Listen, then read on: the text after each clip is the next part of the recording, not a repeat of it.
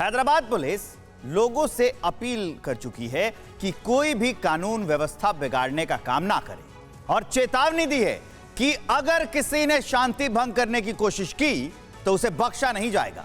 दरअसल सारे हंगामे के पीछे की वजह है तेलंगाना की गोशा महल विधानसभा सीट से विधायक टी राजा सिंह का पैगंबर को लेकर दिया गया विवादित बयान, जिसके बाद माहौल बिगड़ता देख उन्हें मंगलवार को ही गिरफ्तार कर लिया गया था, लेकिन कुछ घंटों के बाद ही उन्हें कोर्ट से जमानत मिल गई और वो रिहा हो गए। उसके बाद विरोध और तेज हो गया, सड़कों पर उतरी भीड़ ज्यादा उग्र हो गई और सिर तन से जुदा के नारे लगातार बुलंद होने लगे। विरोध प्रदर्शन की आड़ में कानून को हाथ में लेकर उपद्रव पर आमादा हो गई थी भीड़, लेकिन अब जब टी राजा को फिर से गिरफ्तार कर जेल भेज दिया गया है तो ऐसे में उम्मीद ये थी कि शायद अब विरोध प्रदर्शन शांत हो जाए। इनके छोटे बच्चे रहते हुए भी ये हर महीने 50,000 कमाती हैं। घर से ही कैंडल मेकिंग बिजनेस करती हैं। आपको भी सीखना है और करना है, फिर क्यों देरी? फ्रीडम ऐप को अभी डाउनलोड करें।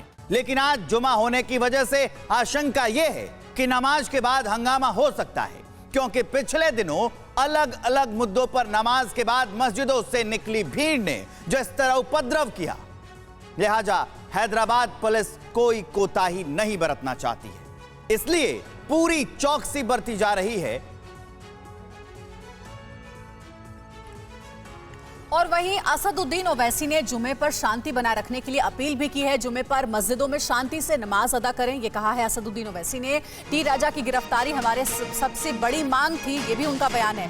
टी राजा को जेल भेज दिया गया है। जुमे की नमाज के बाद आपत्तिजनक नारेबाजी ना हो।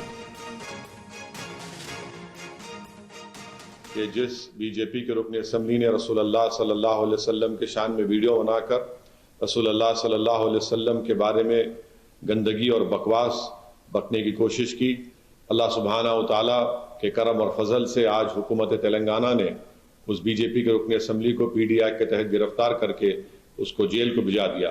हमारा सबसे बड़ा यही डिमांड था कि जिस शख्स ने इस तरह की वाहियात और बकवास की है उसको फौरन कानूनी तौर पर गिरफ्तार अमल लाई जाए।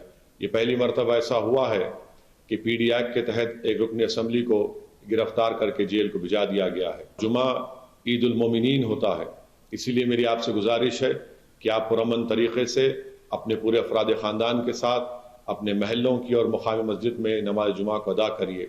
और हम तमाम की पूरी कोशिश ये होनी चाहिए कि जिस पुरअमन तरीके से हमने एहतजाज किया और हमारे एहतजाज की बिना पर खाती को जेल भिजाना पड़ा, इसीलिए मेरी आप तमाम से गुजारिश है कि पुरअमन रहिए और याद रखिए कि अमन बीजेपी और फिरका परस्त ताकतों को शिकस्त देगा, तशद्दुद बीजेपी और फिस्ताई ताकतों को कामयाब करेगा।